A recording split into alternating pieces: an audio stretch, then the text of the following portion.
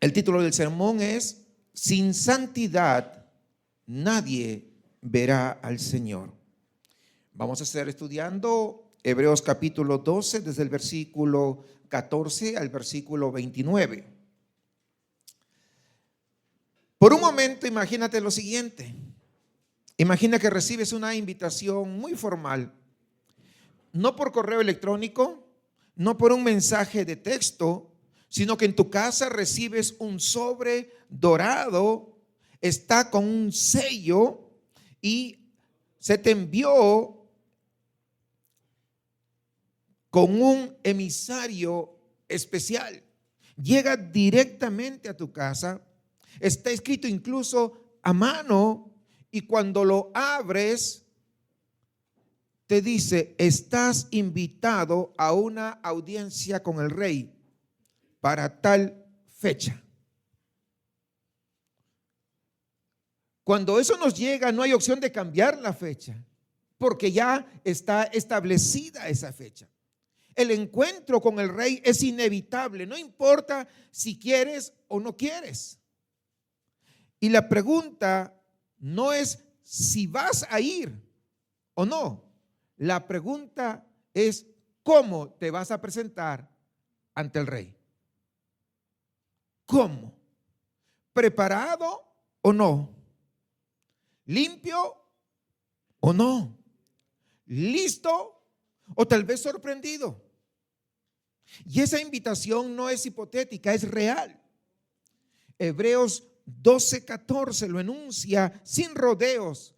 Lo que dice es tremendo: seguid la santidad, sin la cual nadie, fíjese bien, verá al Señor. No dice sin la cual será difícil ver al Señor. No dice sin la cual algunos no la verán al Señor. Dice nadie, sin excepciones, sin categoría especial para los que llevan años de repente asistiendo a una iglesia, sin un descuento porque tienen mucho conocimiento, ya tanto tiempo que han estado, que se han llenado de tanto conocimiento. Dice nadie. Hemos pasado 8 semanas en esta serie explorando la santidad desde diversos ángulos. Lo vimos en el profeta Isaías, aterradora pero a la vez gloriosa. Lo experimentamos en Éxodo 3, exigiendo reverencia cuando le dice que se quite el calzado. Reverencia porque el lugar donde estaba la presencia misma del Señor. Por eso que se exige reverencia. Luego pasamos a Levítico 11, donde vimos una identidad como gracia. En Ezequiel 22 fuimos confrontados por haber profanado ello. Y en Éxodo 19 nos habla de cómo vivir esa santidad en comunidad. En Apocalipsis 4 adoramos juntos con todo el cielo. Y ahí estábamos delante de la presencia del Señor, rindiendo todo lo que somos, todo lo que tenemos, poniéndolo a sus pies. Y luego de ello, examinamos nuestra lengua y nuestro vestir en los sermones 7 y 8. Y hoy llegamos a la conclusión que no podemos eludir. La pregunta ya no es teórica, sino que es personal. ¿Estás preparado para ese encuentro?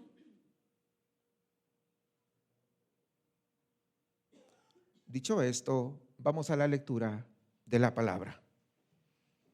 Hebreos capítulo 12, versículo 14 al 29. Con suma reverencia vamos todos juntos a leer la palabra del Señor. Seguid la paz con todos y la santidad, sin la cual nadie verá al Señor.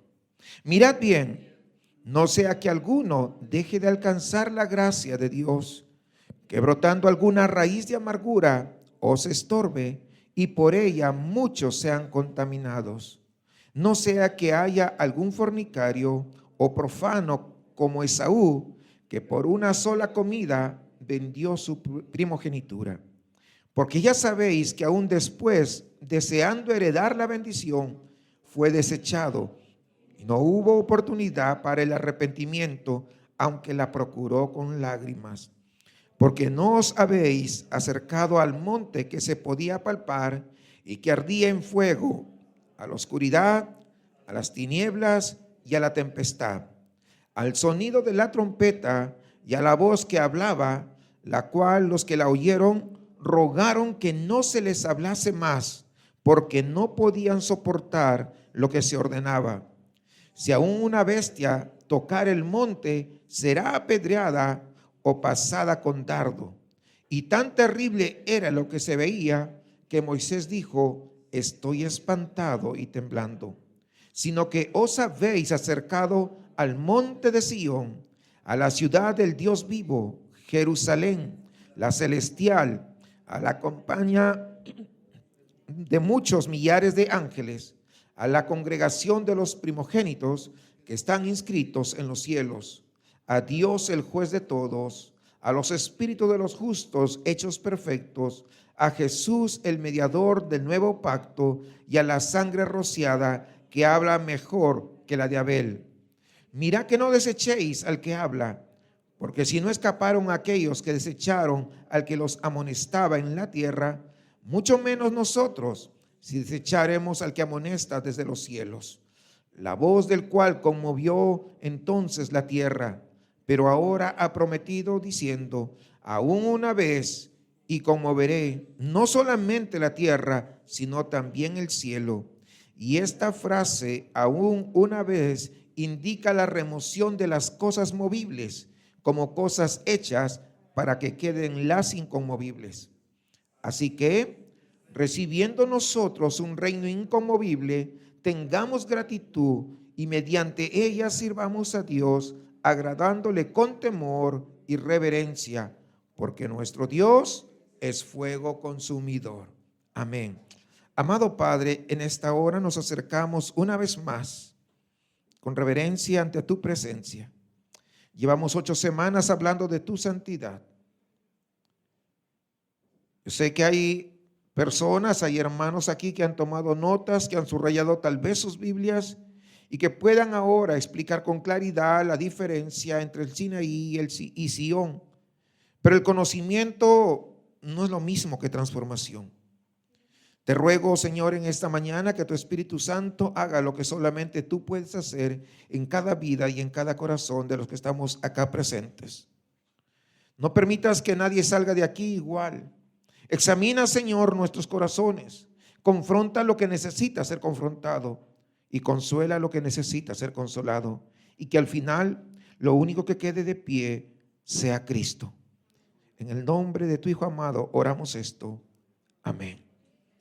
Dios les bendiga, mis amados hermanos. Pueden tomar sus lugares.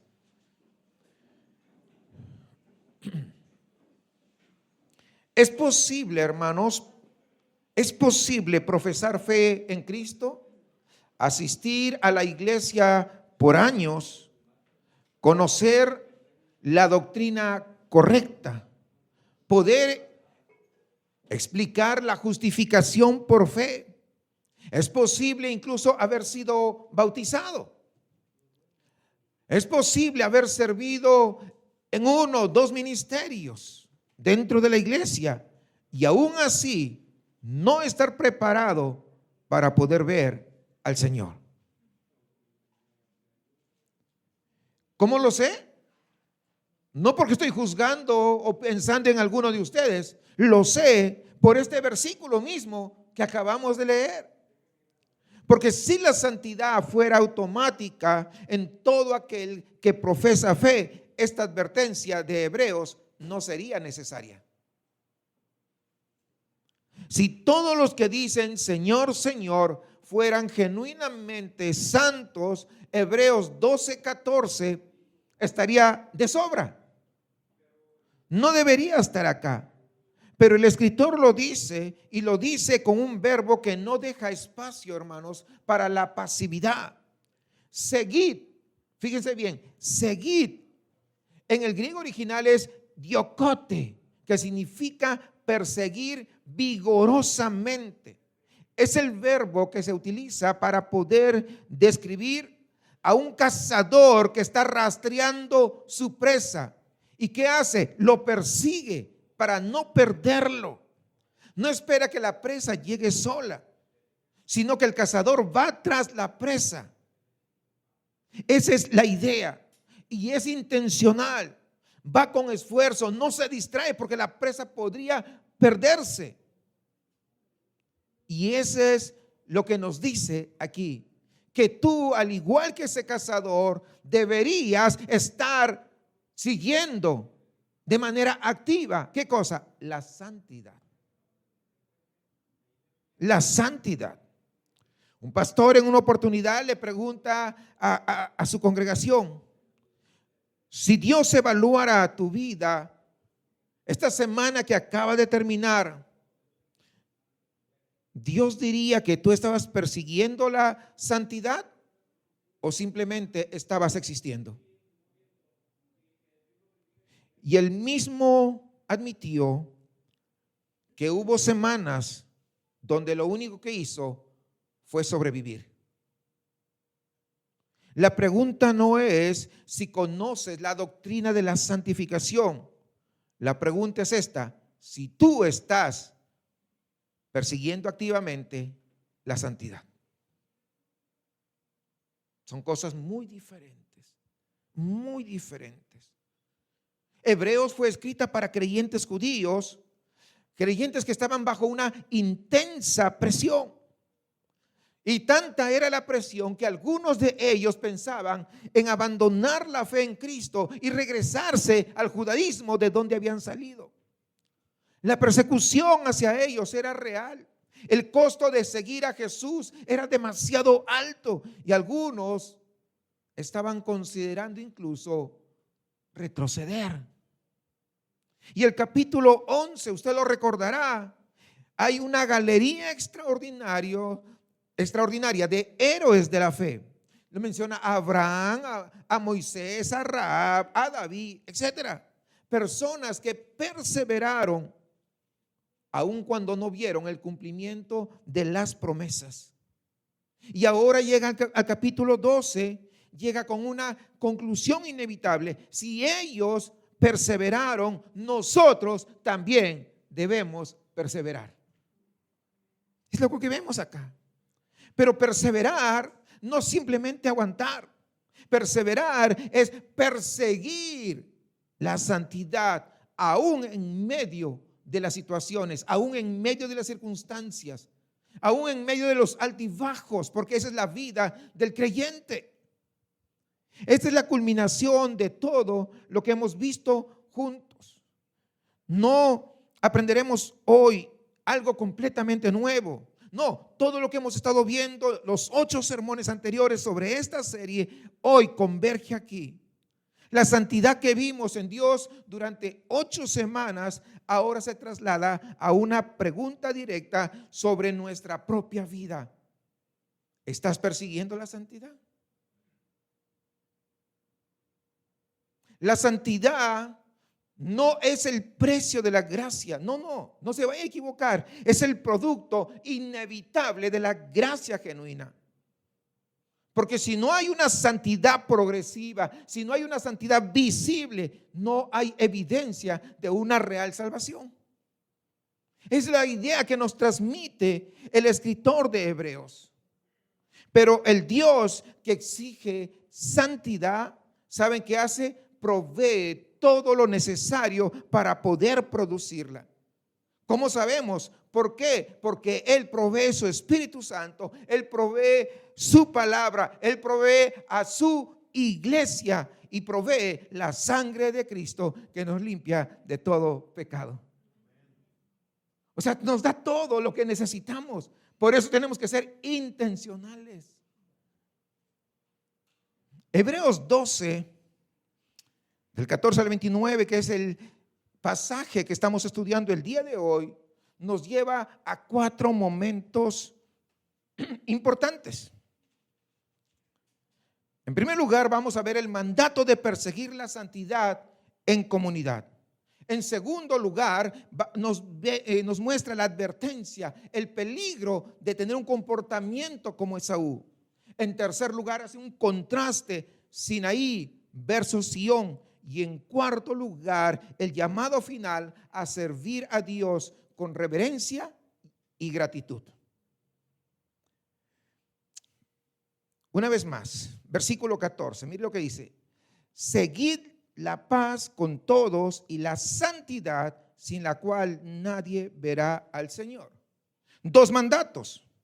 Ambos mandatos son urgentes y ambos mandatos son activos. Seguid la paz, ¿con quién? Con el que te cae bien. No dice eso. Con todos. Y eso es relacional. La santidad entonces no es una práctica solitaria. No, yo quiero ser más santo, me voy a ir a vivir allá, mero arriba del Cerro de las Mitras, para no, que yo no pueda ofender a nadie. No, a veces no se vive la santidad. Muchos se aíslan, incluso hacen su iglesia y se van lejos de la ciudad para no contaminarse, para ser más santo. Eso no es la santidad. El que dice que está creciendo en santidad, pero vive en conflicto no resuelto con sus hermanos, está mintiendo o al menos engañándose a sí mismo. Lo segundo que nos dice acá, seguid la paz con todos. Lo segundo es seguid la santidad. Y el verbo, como ya dijimos, es cacería, no es esperar. Es decir, que tú tienes que hacerlo intencionalmente, tú tienes que buscar. Como un cazador busca a su presa, tú tienes que buscar activamente a la santidad. Lo tienes que perseguir. Y luego viene el versículo 15. Mirad bien, fíjese bien, mirad bien. No sea que alguno deje de alcanzar la gracia de Dios, que brotando alguna raíz de amargura os estorbe y por ella muchos sean contaminados. La expresión raíz de amargura viene de Deuteronomio capítulo 29 versículo 18, donde se describe la idolatría que comienza en silencio en el corazón de una persona, pero termina corrompiendo toda la comunidad. Una raíz, como usted sabe, no se ve. Una raíz está debajo de la superficie. No se ve por ningún lado. Lo que sí se ve son sus frutos y eventualmente va a ser imposible ignorar por los frutos que se están mirando. Jerry Bridge, en la búsqueda de la santidad, escribió lo siguiente: la santidad no es accidente, nadie tropieza con ella, requiere esfuerzo vigoroso. No esfuerzo para ganar el favor de Dios, sino esfuerzo para vivir conforme a la gracia que ya recibimos.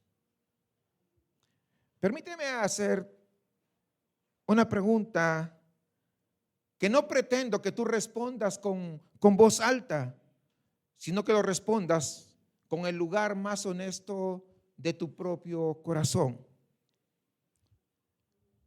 ¿Estás persiguiendo tú la santidad? ¿O simplemente estás administrando tu imagen cristiana para que todo el mundo te vea? Tu maquillaje cristiano para que todo diga: oh, mira qué buen hermano. Oh, no, esta sí es una hermana. ¿O verdaderamente estás persiguiendo la santidad? Porque hay una diferencia enorme entre estas dos cosas. Administrar la imagen cristiana significa hacer lo suficiente para que nadie cuestione tu fe. Es venir los domingos, es publicar tal vez un versículo en tus redes sociales de vez en cuando, pero no hacer nada escandalosamente malo. Y entonces todo el mundo te ve: oh, qué buen cristiano, qué buena cristiana. Pero perseguir la santidad, hermanos, es otra cosa. Perseguir la santidad, ¿sabe qué es? Es identificar los pecados específicos que están gobernando mi corazón e ir tras ellos con la misma energía que tú usarías para perseguir cualquier otra meta importante en tu vida. Nosotros somos expertos en diagnosticar de afuera hacia adentro. Somos muy perspicaces para poder ver en otros el pecado de otros. Y rápidamente lo nombramos con facilidad. Pero tendríamos que empezar por nosotros mismos, por escarbar qué cosa hay en cada uno de nuestros corazones. Allí estamos persiguiendo la santidad. Muchas veces cuando se trata de las raíces en nuestro propio corazón, la amargura que llevamos de repente contra alguien hace meses, el resentimiento que hemos espiritualizado llamándolo, ay, es que estoy muy preocupado, o la envidia que a veces lo cambiamos de nombre, le ponemos discernimiento. Ahí es donde la honestidad cuesta.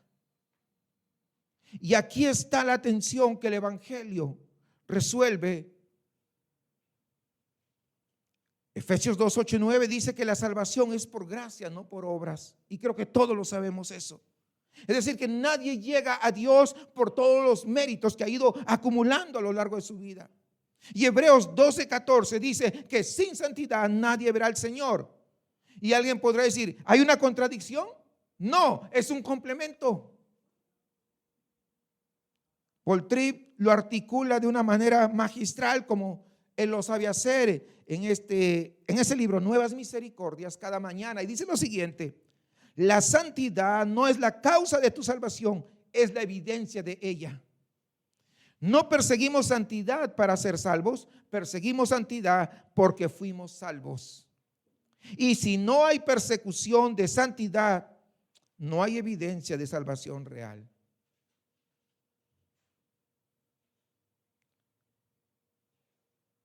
Ya sé lo que me van a decir al terminar el servicio. Algunos se van a acercar, los que tienen confianza. Pastor, hoy me llegó a mí esas pedradas. Ya sé. Qué bueno. Hermano, Santiago lo dice de otra manera. La fe sin obras es muerta. No obras para ganar algo, sino obras que demuestran que hay algo genuino que ganar. Javier llevaba 12 años en su iglesia. Era diácono, conocía muy bien la Biblia, mejor que la mayoría de los miembros de su iglesia. Pero algo había que nadie sabía, o por lo menos todos fingían no saber. Su relación con su hermano mayor estaba rota desde hacía 7 años. Un conflicto por una herencia familiar que nunca se resolvió. Cada domingo cantaba con los ojos cerrados. Cada domingo que había Santa Cena, ayudaba a distribuir el pan y el vino. Y cada domingo al salir pasaba frente a su hermano en el estacionamiento y no lo miraba. Un día su pastor lo llamó en la oficina. No para poder reprenderlo, sino para poder preguntarle: ¿cómo está lo tuyo con tu hermano? Un largo silencio. Eso ya pasó, dijo finalmente. Ya lo perdoné. A lo que el pastor le repregunta: ¿cuándo fue la última vez que hablaron? Otro silencio. Allí estaba la raíz no resuelta, no muerta. Solamente había sido enterrada bajo 7 años de una liturgia y un servicio fiel. La santidad que Dios pide no es la que se ve al frente de todos, es la que se trabaja ahí en el estacionamiento, para hacer paralelo con la narración que les estoy haciendo. Se trabaja en la casa. Se trabaja en el trabajo, donde tú laboras, en tu negocio. Pero el texto no solamente nos muestra el camino correcto, nos muestra también con una historia que creo debería, si somos honestos, debería helarnos la sangre. Lo que pasa cuando nosotros elegimos el camino contrario. Versículos 16 y 17, mire lo que dice. no sea que haya algún fornicario o profano como Esaú, que por una sola comida vendió su primogenitura. Porque ya sabéis que aún después, deseando heredar la bendición, fue desechado y no hubo oportunidad para el arrepentimiento, aunque lo procuró con lágrimas. La historia de Esaú, ustedes lo saben, está en Génesis capítulo 25. Ustedes recordarán, llega hambriento del campo, su hermano Jacob tenía un guiso de lentejas que había preparado y Esaú le dijo: me voy a morir de hambre, así que ¿para qué me sirve la primogenitura? Y la vendió. La primogenitura, hermanos, no era solamente una cuestión de una herencia material. Para empezar, incluía el doble de la herencia del padre. Para empezar, al primogénito siempre le daban el doble. Pero también incluía el liderazgo de la familia. Pero lo que era más significativo, ¿saben qué era? Ser el portador del pacto de Dios con Abraham. Es decir, que a través de él debería de haber llegado el Mesías. Miren todo lo que originó, todo lo que cambió. Por un plato de lentejas. Y Hebreos lo llama profano, usando esta palabra griega bebelos, que describe a alguien que trata lo sagrado como si fuera lo más ordinario. No alguien que niega lo sagrado, sino que alguien que lo conoce, alguien que lo tiene cerca, pero simplemente no le da el valor que se merece. Y aquí está donde el texto nos golpea tan fuerte, porque Esaú no es una figura lejana de la historia antigua. Esaú vive en nosotros. Todos hacemos intercambios todo el tiempo. La pregunta no es si lo hacemos, la pregunta es ¿qué estamos dispuestos a intercambiar y por cuánto? Cada decisión que tú tomas es un intercambio. La pregunta es, ¿qué estás cambiando? ¿Tu pureza por un placer? ¿Tu integridad por una oportunidad de negocio? ¿Tu alma por la aprobación de alguien que en 10 años ni siquiera vas a recordar? Y podríamos seguirle. Piensa, ¿qué estás intercambiando? ¿Por qué tan barato, Esaú? ¿Por qué? Un plato de lentejas. Esa es la pregunta que el texto nos hace. No solamente a Esaú, sino también a nosotros. ¿Por qué cambias lo eterno por lo temporal, que es tan minúsculo? ¿Por qué vendes lo sagrado por lo inmediato? ¿Y por qué digo lo sagrado? Porque si nosotros somos cristianos, el Espíritu Santo está morando dentro de nosotros. No puedo yo meterme a hacer otras cosas que me van a contaminar. De eso está hablando. Piense usted, tal vez acá no voy a poner todos los ejemplos, pero creo que es suficiente para poder comprender. ¿Por qué vende lo sagrado por lo inmediato? Porque en el momento en que Esaú, hermanos, tomó esa decisión, ¿saben qué? Esaú no estaba pensando en términos de eternidad. Él pensó en el hambre que sentía en ese momento y el ahora le ganó.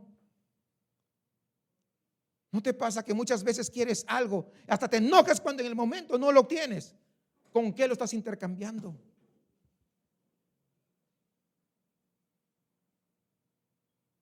Yo sé que no lo hemos pensado, pero eso es exactamente lo que hace el pecado, porque reduce el horizonte hasta que solamente lo único que puedas ver sea aquí y ahora, pero te olvidas de pensar en lo eterno. Y lo inmediato siempre parece más urgente que lo eterno. Jesús hizo, y esto es maravilloso, hermanos, Jesús hizo el intercambio inverso al de Esaú. Jesús tenía todo. Él era el heredero de toda la gloria y lo intercambió por basuras como nosotros. ¿Ve usted el intercambio? ¿Ve lo glorioso que es Jesús? Por personas que como Esaú habíamos también vendido nuestra herencia por lo que no valía nada. Eso es lo más excelso, lo más maravilloso. ¿Quién nos puede amar como Jesús? Dígame. Es algo tan... Míreme, Mateo 16:26 nos dice: ¿qué aprovechará al hombre si ganare todo el mundo y perdiere su alma? Hermanos, Cristo no ganó el mundo. Cristo lo renunció temporalmente. ¿Para qué? Para que nosotros recuperáramos lo que habíamos vendido. Y eso cambia toda la lógica de los intercambios. Cuando tú entiendes lo que Cristo entregó para poder rescatarte, ya tú no puedes mirar el pecado con la misma indiferencia. Quiero que visualices este momento. Son las 11 de la noche. Estás solo frente a la pantalla o frente a un mensaje que no deberías de responder, o frente a una decisión de negocios que te iba a hacer cruzar la línea, o frente a una oportunidad de decir la verdad o de quedarte callado por conveniencia. Y en ese momento tu corazón hace un cálculo rápido, casi inconsciente. Pues no está el pastor, no están los hermanos, nadie va a saber. Solo esta vez, una sola vez no es para tanto. Pero eso fue Esaú, una sola vez. Y el texto dice que después, cuando quiso recuperar lo que perdió, lloró. Pero sus lágrimas no eran por haber despreciado al Dios de los cielos, eran por haber perdido la bendición. Quería el beneficio sin el arrepentimiento. La advertencia del texto, hermanos, no es que Dios no perdona el arrepentimiento genuino. La advertencia es que hay un tipo de endurecimiento que, practicado suficiente tiempo, hace que el corazón ya no pueda arrepentirse genuinamente. No porque Dios le cerró la puerta, sino porque el corazón ya no reconoce que necesita entrar por esa puerta. Por eso que no vale descuidarse de no congregarse, porque el corazón se va a hacer que te enfríes y no vas a querer regresar, porque es engañoso. Más que todas las cosas, no se te olvide eso. Pero el texto no nos deja en la oscuridad de Esaú. Hay una esperanza que cambia todo y que viene en forma de contraste entre dos montes. Versículos 18 y 19 dice: porque no os habéis acercado al monte que se podía palpar y que ardía en fuego, a la oscuridad, a las tinieblas y a la tempestad, al sonido de la trompeta y a la voz que hablaba, la cual los que la oyeron rogaron que no se les hablase más. Y luego versículo 22 al 24 dice: sino que os habéis acercado al monte de Sión, a la ciudad del Dios vivo, Jerusalén la celestial, a la compañía de muchos millares de ángeles, a la congregación de los primogénitos que están inscritos en los cielos, a Dios el juez de todos, a los espíritus de los justos hechos perfectos, a Jesús el mediador del nuevo pacto y a la sangre rociada que habla mejor que la de Abel. Dos montes, dos mensajes y dos experiencias radicalmente distintas. El primero, lo que leímos en los primeros versículos, se refiere al monte Sinaí. El monte Sinaí fue terror, fue fuego, fue oscuridad y fue tempestad. Y ustedes recordarán que el pueblo le rogó a Moisés que dejara de hablar porque no podían soportarlo. Y si un animal, incluso un animal, tocaba ese monte, ese animal moría. El mensaje del monte Sinaí es: manténganse lejos, no se acerquen. Y el monte Sión es el acceso, es la ciudad del Dios vivo,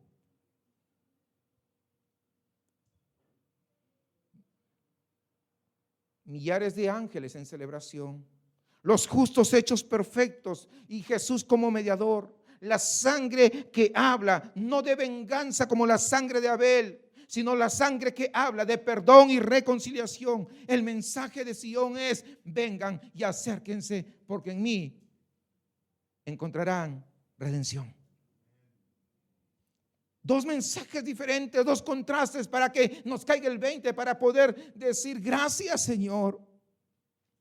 Porque hay dos errores en los que podemos caer cuando leemos este contraste, y los dos son igualmente de peligrosos. El primero es el legalismo, quedarse mentalmente en Sinaí, vivir con la sensación de que nunca eres lo suficientemente bueno, que Dios está fundamentalmente enojado contigo, que nuestra relación con Él depende de cuánto tú hayas logrado esta semana. Este error produce cristianos creyentes cansados que sirven al Dios por miedo, pero no por amor.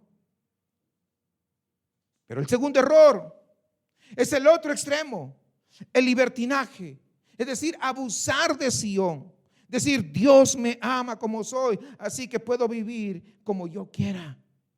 Usar la gracia como una cobertura para esa indolencia espiritual. Necesitamos tener cuidado de no caer ni en un lado ni en el otro lado.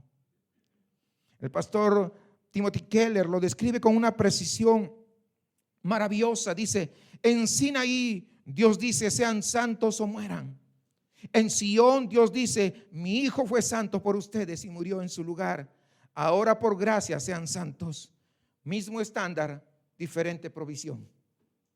El estándar no se bajó, pero la provisión ahora es que Cristo vivió y llegó al estándar que tú ni yo podemos alcanzar.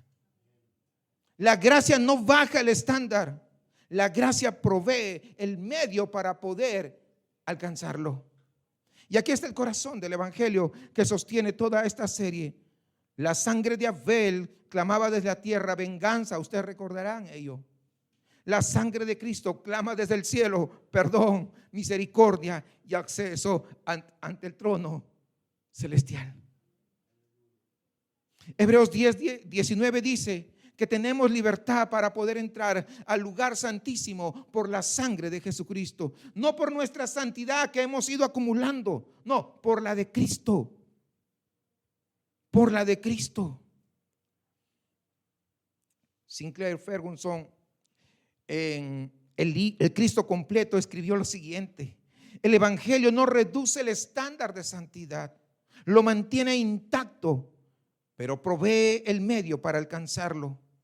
Cristo vivió la santidad que no podíamos vivir, murió la muerte que merecíamos y ahora nos capacita por su Espíritu para vivir en santidad. Eso transforma la motivación completamente. Ya nosotros no perseguimos santidad para ganarnos el acceso a Sion. Perseguimos santidad porque ya estamos en Sion por la sangre de Cristo Jesús y ahora queremos vivir a la altura de donde nosotros estamos. Sí, es diferente. Gabriela creció en un hogar donde su padre nunca estaba satisfecho. Sacaba las mejores calificaciones, pero nunca eran suficientes. Tenía diplomas y muchos logros, pero nunca los celebraba. Simplemente cuando obtenía un logro decía: bueno, ahora a partir de aquí, ¿qué más vas a lograr? Y siempre más y más. Cuando llegó a adulta y conoció a Cristo, esa dinámica lo trasladó a esa relación con Dios. Oraba con ansiedad, leía la Biblia como quien revisa una lista de pendientes. Tengo que leer mi Biblia, tantos capítulos, y así todos los días. Servía en la iglesia, pero siempre con ese peso de que nunca era suficiente. Es decir, siempre en Sinaí, siempre en Sinaí.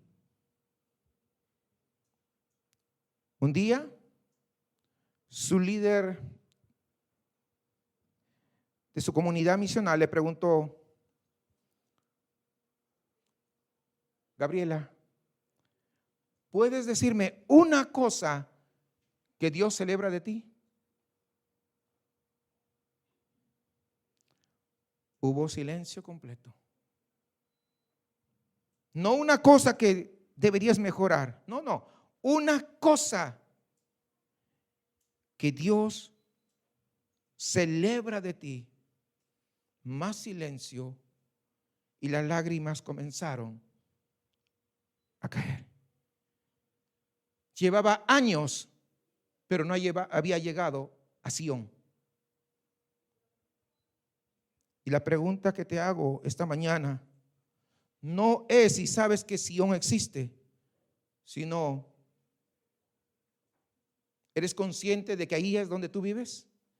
¿Que ahí es donde tú perteneces?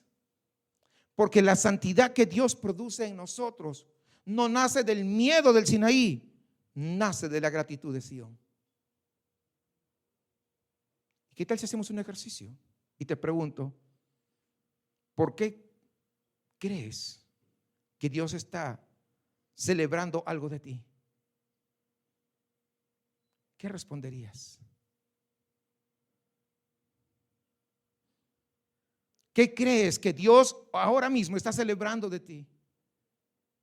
¿O crees que está enojado? Te está mirando a ver en qué caes. ¿Estás atento a mi palabra o no? ¿Te está ahí? ¿En qué crees? Ese es el gran problema. Ahora quiero que entienda y preste mucha atención. No se pierda esto, porque esto es lo más hermoso. Fíjese bien. Si tú eres un hijo de Dios, una hija de Dios,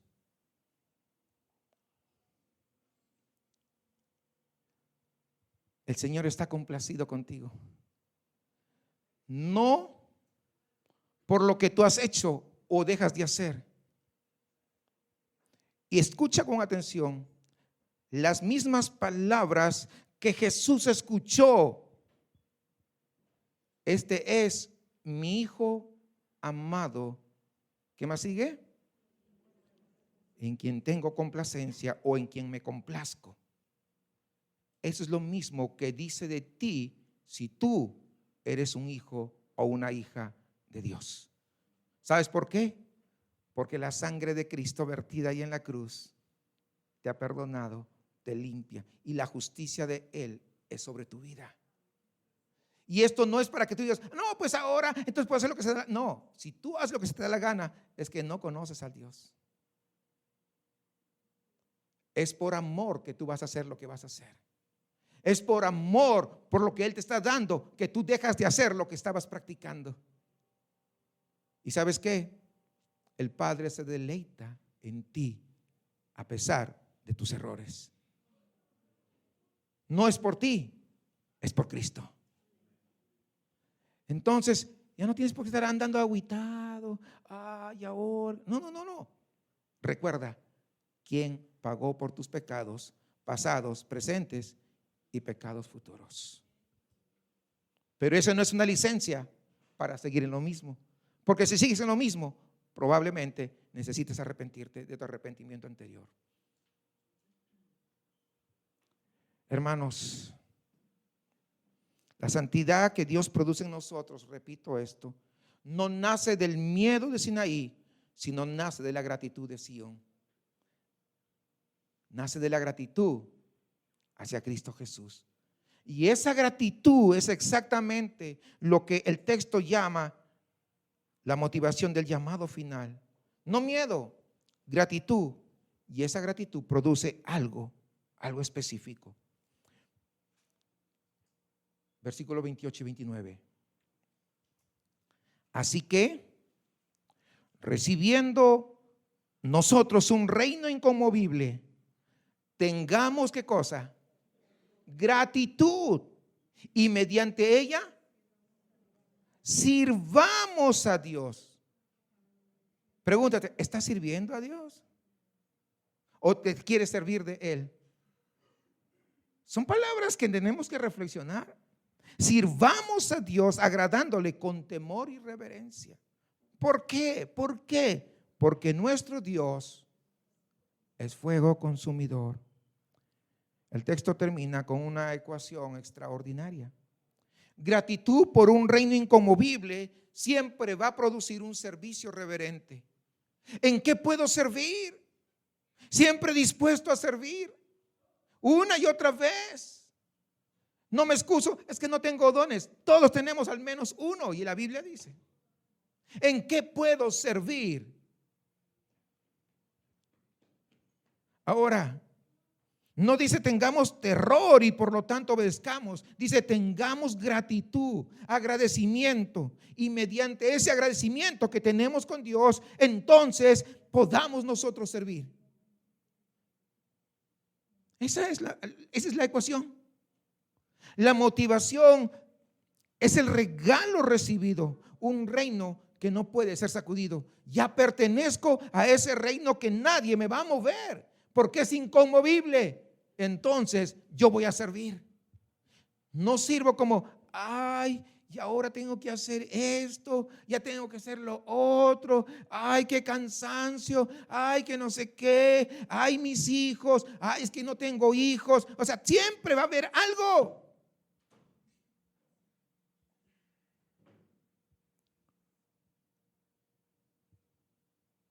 Recuerde esto, todo lo temporal será removido. El texto dice que Dios sacudirá no solamente la tierra, también el cielo. Y lo que no pueda resistir a ese sacudimiento, ¿sabe qué? Caerá. Y lo que permanezca será lo eterno.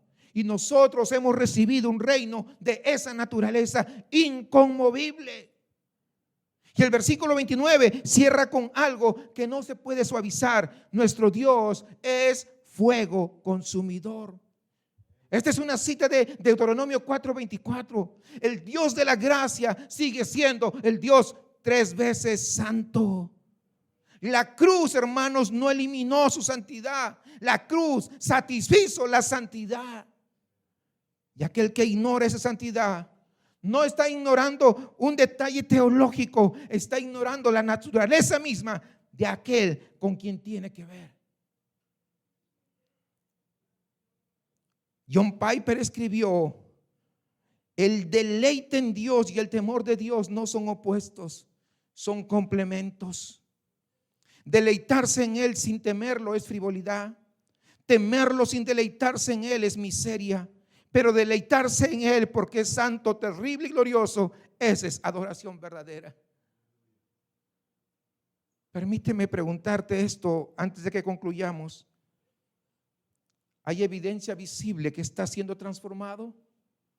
O tal vez llevas en la iglesia 10, 15, 20 años, no sé, y sigues exactamente igual. No te pido perfección, te estoy diciendo progresión.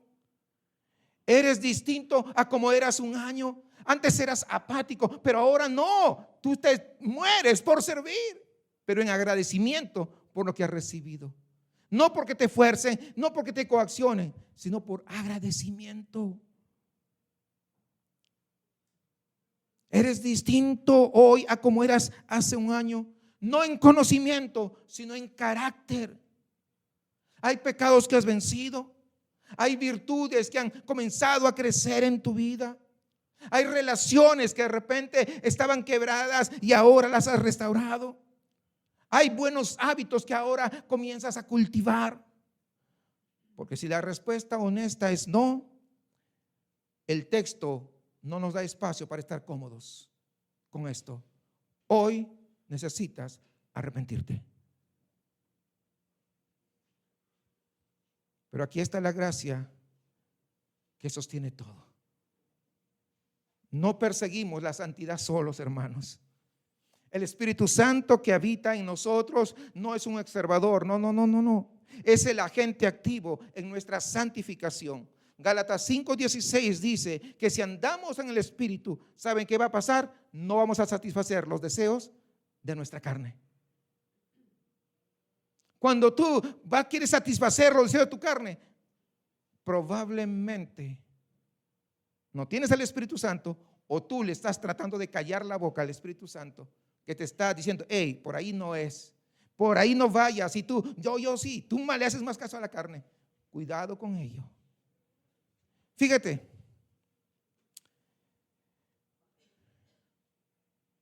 si andamos en el Espíritu, no dice esfuérzate más, dice anda en el Espíritu, es lo que está diciendo. No dice esfuérzate más, anda en el Espíritu. La palabra de Dios nos guía. La iglesia local nos sostiene, pero la iglesia local también muchas veces nos va a confrontar, y la sangre de Cristo nos limpia cuando nosotros hemos fallado. El reino que hemos recibido nos da el horizonte correcto, hermanos, para cada decisión. Y el mismo Dios que exige santidad, ¿sabe qué hace? Provee todo lo necesario para que nosotros podamos ser santificados. En una iglesia había un grupo de 5 varones que se reunían el último domingo de cada mes. Se reunían 1 hora antes del servicio, llegaban temprano y se reunían.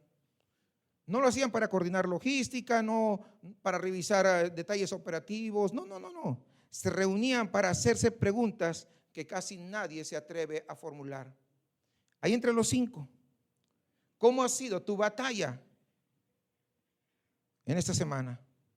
¿Dónde caíste? ¿Dónde resististe? ¿Hay algo en tu corazón que aún todavía no has traído delante de la presencia de Dios? Siempre, constantemente, entre todos hacían esas preguntas.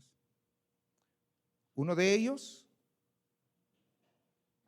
llegó una mañana con ese rostro distinto y sin rodeos dijo: necesito confesar algo, y habló. No recibió juicios, tampoco recibió consejos apresurados que a veces somos muy dados a dar. Queremos solucionar todo. No es así. Lo que hicieron los otros 4 compañeros, oraron por él. Oraron por él. Y al salir del salón, este hombre expresó algo que no olvidaron. Llevaba 6 meses cargando esto yo solo. No sé cómo podía yo haberme imaginado que podría pelear esta batalla yo solo. Hermanos, historias como esta nos recuerdan una verdad incómoda pero necesaria. La santidad que Dios diseñó nunca fue pensada para un proyecto privado, sino como una obra que se vive y se sostiene en comunidad. La santidad es un proyecto en comunidad. 8 semanas han transcurrido mirando la santidad de Dios desde diferentes ángulos. Y hoy el texto nos hace una sola pregunta que resume todo. ¿Hay evidencia en tu vida que lo que has aprendido en esta serie está cambiando lo que eres? ¿O solamente estás llenado de más conocimiento? El mandato es perseguir santidad, no administrar apariencias. La advertencia de Esaú nos dice que vender lo eterno por lo inmediato tiene consecuencias irreversibles. Pero también vimos hoy el contraste entre el Sinaí y Sión. Y esto nos muestra que la motivación correcta para buscar, para anhelar, para perseguir la santidad no es el miedo, sino la gratitud. Y el llamado final nos dice que esta gratitud, es decir, si verdaderamente estamos agradecidos con Dios, todo se debe traducir en un servicio reverente a un Dios que es fuego consumidor y a la vez nuestro Padre celestial.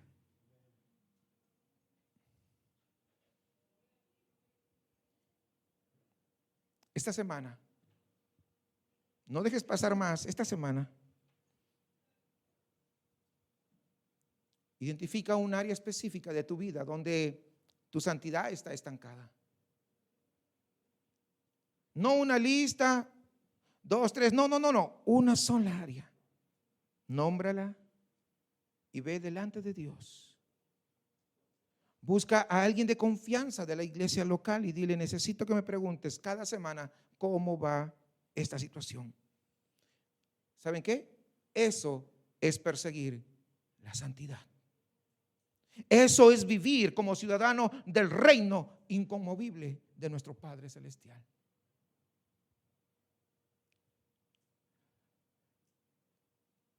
Uno de los libros que más me gustan, La búsqueda de Dios, de A.W. Tozer, dice: el corazón que ya no se asombra ante Dios ha perdido su capacidad de adorar, y el que ya no adora ha perdido su norte. No salgas de este lugar intentando ser mejor cristiano por tu propia voluntad. Sal recordando que el Dios que te exige santidad ya pagó ese precio en la cruz. El precio de poder producirla en tu vida. Tu trabajo no es esforzarte más. ¿Sabe cuál es tu trabajo? Tu trabajo es andar en el Espíritu. El trabajo del Espíritu Santo es todo lo demás. Filipenses 1:6 es la promesa que cierra esta serie. El que comenzó en vosotros la buena obra, la perfeccionará hasta el día de Jesucristo. Él lo comenzó, Él lo termina, y tú en medio de ello persigues la santidad, porque sin santidad nadie verá al Señor. Pero con Cristo la santidad no es una ilusión, la santidad es una promesa. Que el Señor les bendiga. Oremos, hermanos. Padre Santo, 3 veces santo.